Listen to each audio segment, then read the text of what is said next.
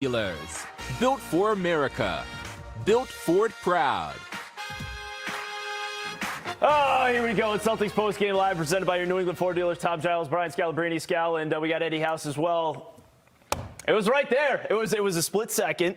Al Horford. It was clearly after the buzzer. What happened in this game? It felt like the Celtics in the third were done, and they came out, didn't miss a shot in the fourth. Like you're the analyst. I don't know what I'm doing up here. You tell me what happened. I'm feeling you, man. That was a funny, ugly game. I feel like Milwaukee, from the beginning, they were a team that played with more force.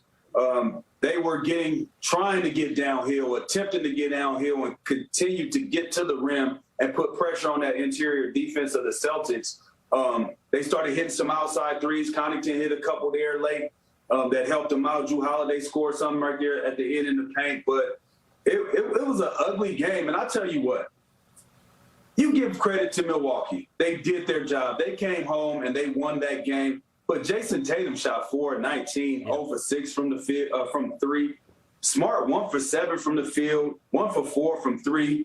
They had 12 turnovers. That's plus 2 more turnovers than Milwaukee had. And then they got out rebound. I mean, they shot bad, so they did get out rebounded. So I'm feeling, as a Celtic, I'm feeling good right now that it came down. They had to do all of that, and they barely snuck away with a win after we had a garbage third quarter. Yeah, and the third quarter has been a problem for the Celtics. And I think if the answers to the test aren't in front of us right now, the answers to the Celtics coming out of this series, even if you just take a small sample size, and I get it, when you feel like the game is over and the other team lets go of the rope, you play differently. But still, in the fourth quarter, the Celtics played with pace. They played with more force. They got that ball, and that thing was hopping around. There was opportunities even to move the ball and make some extra passes that could have led to some easier baskets. So I think the formula is in front of us.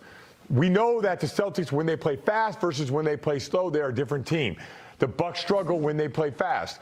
Now you got to get to 48 minutes of it. Yeah, I mean, the fourth quarter, this was a great comeback. And I really just, because it just happened, I want to hyper-focus on the last 15 seconds. Because you got the Celtics down by 3 with possession. Now, Scott, you pointed this out. You thought, all right, you'd like a quick 2. It felt like the play broke down there with 15 seconds to go, and you were in a position where you had to try to take a 3. Marcus Smart's fouled. Now, first of all, that was the three-point shot. It looked like it should have been a foul on a three-point shot, which should have been 3 free throws. But let me ask you this. Now you go to the free throw line with 4 seconds to go. Marcus Smart makes the first one to make it a 2-point game. Did you like the decision in that situation to try to miss it? You got 4 seconds left. You also have a timeout and a foul to give. But you like the fact that they went for the miss there. Yeah, I'm fine with that because, I mean, obviously it worked out for them. But if there was 9 seconds, I would say just make 2 and try to foul Giannis. Remember, at 4.6, you're going to have to foul. So let's say it comes in, you have a foul to give. Now it's another second and a half. Now you go to the next one. Now you're at 3. You create the next foul. Now let's say you're at 2, or even best case scenario, you're at 2.5 seconds. Hopefully they miss. You could still be down by 3, and now you have to advance the ball and get to 3 with 1.6. So I like the decision at that point to miss it. I thought they could have went quicker. I think they did try to go quicker with, at the end to go for that quick 2, but Milwaukee closed up the gaps and they had to play out of it. So, I mean, really the controversy of this is Marcus Smart was in his upward shooting motion. That should have been 3 free throws. And they can't review that. I don't know. Don't ask me about reviews, Giles. Well, look, man. People are wondering out there, like, well, what's the deal there? But Eddie, your thoughts on the decision there with 4 seconds to go? I agree with Scal. You wouldn't have enough time. You have to have foul give and another foul. So you battle the clock there. You don't have enough time with 4 seconds. So you have to go for that. And at the end, you say, if it works, it works. We go to overtime. If it doesn't, hey, we gotta go to game 4. We know we did this to ourselves. We didn't play the way we supposed to do for 48 minutes. We had a gap, a lull in our execution, offensively and defensively in the third quarter. And you could live with that afterwards. And they executed it, though. They executed it. It just didn't go their way, ran out of time. But the one thing is, as far as reviewing, they review everything else. I mean, they review everything else. Why wouldn't that be something that you review? Because it does dictate the outcome of a game. To me, that's something that has to get reviewed by the referees. They review the silliest things in the early part of the game, but then here, I don't get it. We have the play, right?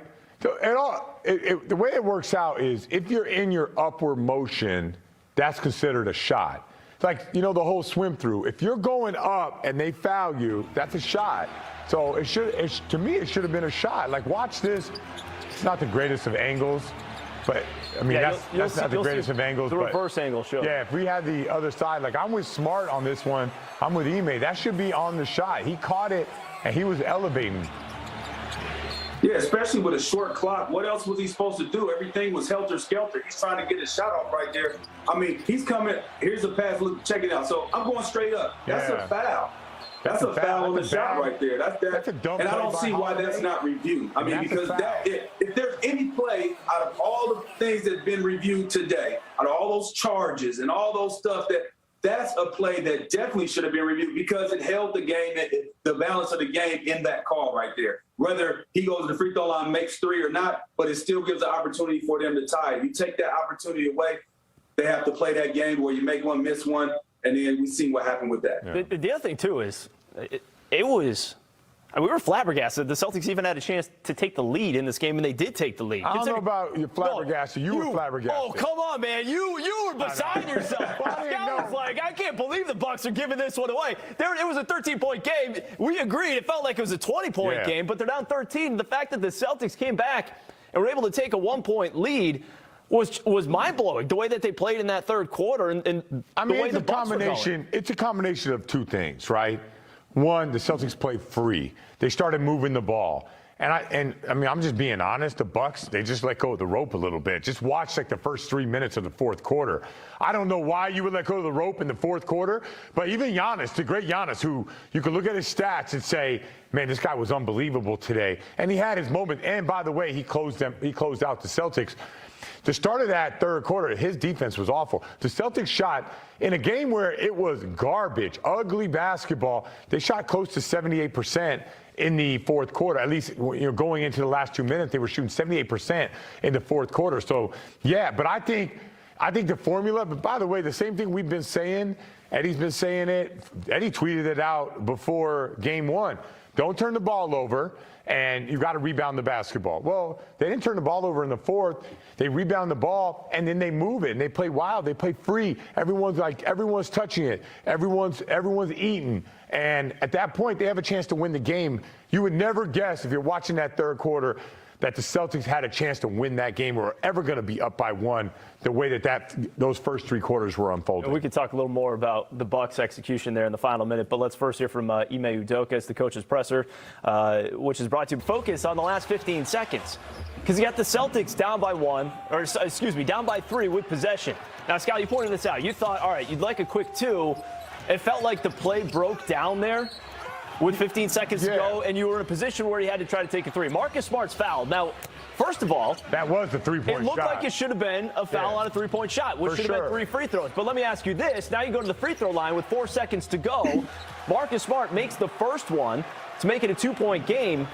Did you like the decision in that situation to try to miss it? You got 4 seconds left. You also have a timeout and a foul to give, but you like the fact that they went for the miss there. Yeah, I'm fine with that because, I mean, obviously it worked out for them, but if there was 9 seconds, I would say just make 2 and try to foul Giannis. Remember, at 4.6, you're going to have to foul. So let's say it comes in, you have a foul to give. Now it's another 1.5 seconds.